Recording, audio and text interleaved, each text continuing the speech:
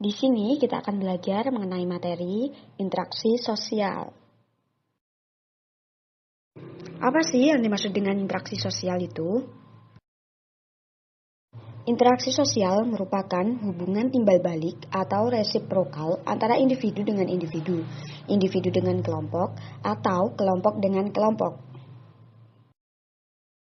Nah, setelah kalian mengetahui pengertian tentang interaksi sosial, kita akan belajar mengenai jenis-jenis interaksi sosial. Apa sih jenis-jenis interaksi sosial? Nah, jenis-jenis interaksi sosial itu ada 3. Yang pertama, ada interaksi antara individu dengan individu. Yang kedua, ada interaksi antara kelompok dengan kelompok. Dan yang terakhir, ini ada interaksi antara individu dan kelompok.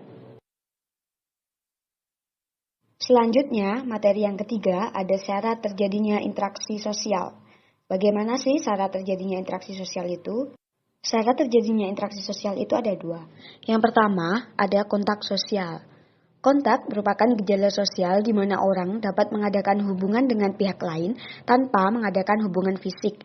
Misalnya berbicara melalui telepon, surat, video call, atau isyarat. Cara membedakan kontak sosial itu ada 4 cara. Yang pertama, berdasarkan cara langsung dan tidak langsung. Yang kedua, berdasarkan sifat antara individu, kelompok dengan kelompok, atau individu dengan kelompok. Yang ketiga, berdasarkan bentuk, positif ataupun negatif. Dan yang terakhir, yang keempat, ini ada berdasarkan tingkat hubungan primer atau sekunder. Kalau tadi ada kontak sosial, ini yang kedua ada komunikasi sosial. Komunikasi sendiri berasal dari bahasa Latin communicare yang artinya memberi atau menanamkan. Beberapa definisi komunikasi menurut para ahli. Yang pertama, menurut Astrid, adalah kegiatan peran lambang yang mengandung makna yang perlu dipahami bersama oleh pihak yang terlibat dalam kegiatan komunikasi. Yang kedua, menurut Robin J.G., komunikasi merupakan kegiatan atau perilaku atau penyampaian pesan atau informasi tentang pikiran atau perasaan. Dan yang terakhir, menurut Davis, komunikasi sosial itu sendiri berarti pemindahan informasi dan pengertian dari satu orang ke orang lain. Materi yang keempat ada faktor yang mendasari interaksi sosial. Faktor yang mendasari interaksi sosial ini ada banyak. Yang pertama ada imitasi. Imitasi adalah tindakan sosial meniru sikap, tindakan, tingkah laku, atau penampilan fisik seseorang secara berlebihan. Contohnya nih, seseorang meniru penampilan bintang film terkenal seperti rambut gondrong, memakai anting, dan gelang secara berlebihan. Yang kedua ada sugesti. Sugesti ini adalah rangsangan, pengaruh atau stimulus. Rangsangan diberikan seseorang kepada orang lain. Yang ketiga ada identifikasi. Identifikasi sendiri diartikan sebagai kecenderungan dalam diri seseorang untuk menjadi sama dengan orang lain. Orang lain yang menjadi sasaran identifikasi dinamakan idola. Idol adalah sosok yang dipuja. Selanjutnya ada simpati. Simpati merupakan suatu proses di mana seseorang merasa tertarik kepada orang lain.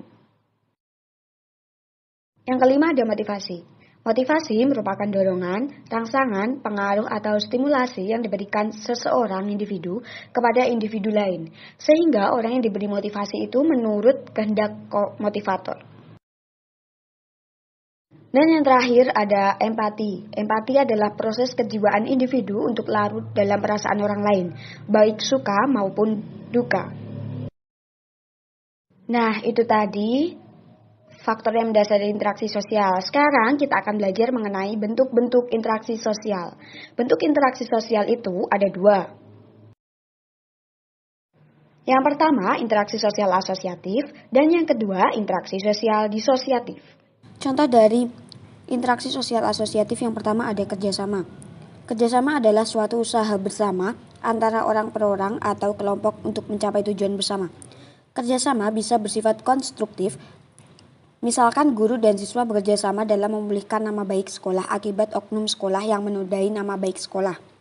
Bersifat destruktif, yaitu seperti tawuran antar pelajar dan lain-lain. Yang kedua ada akomodasi. Akomodasi adalah suatu proses penyesuaian diri dari orang per orang atau ke kelompok yang semua saling bertentangan sebagai upaya untuk mengatasi ketegangan-ketegangan. Yang ketiga ada asimilasi. Menurut Sujono Sukanto, asimilasi merupakan proses sosial yang ditandai dengan adanya usaha-usaha mengurangi perbedaan yang terdapat antara perorangan atau kelompok yang meliputi usaha-usaha untuk mempertinggi kesatuan tindakan, sikap dan proses mental dengan memperhatikan tujuan dan kepentingan bersama. Secara singkat, asimilasi dapat diartikan sebagai peleburan dua kebudayaan menjadi satu kebudayaan. Dan yang terakhir ada alkulturasi. Alkulturasi adalah proses sosial yang timbul karena penerimaan dan pengolahan unsur-unsur kebudayaan asing tanpa menghilangkan unsur-unsur budaya asli. Merupakan perpaduan dua kebudayaan dalam waktu yang cukup lama tanpa menghilangkan budaya aslinya. Misal, perpaduan musik Melayu dengan Spanyol yang menghasilkan musik keroncong. Berikutnya contoh dari interaksi sosial disosiatif. Yang pertama ada persaingan. Merupakan proses sosial yang melibatkan individu atau kelompok dalam mencapai keuntungan melalui bidang kehidupan yang pada suatu saat tertentu menjadi pusat perhatian umum, tanpa ancaman atau kekerasan. Selanjutnya yang kedua ada kontravensi. Adalah proses sosial yang ditandai oleh adanya sikap dan perasaan tidak suka yang disembunyikan, tetapi tidak menimbulkan konflik sosial. Bentuk proses sosial ini berada di antara persaingan dan konflik. Selanjutnya ada pertikaian. Adalah proses sosial yang terjadi apabila individu atau kelompok berusaha memenuhi kebutuhan atau tujuannya dengan jalan menentang pihak lain dengan cara ancaman atau kekerasan. Perselisihan yang terjadi bersifat terbuka. Selanjutnya ada konflik. Berasal dari kata Latin yaitu configure yang berarti saling memukul. Konflik dapat didefinisikan sebagai suatu proses sosial di mana dua orang atau kelompok berusaha menyingkirkan pihak lain dengan jalan menghancurkan atau membuatnya tidak berdaya.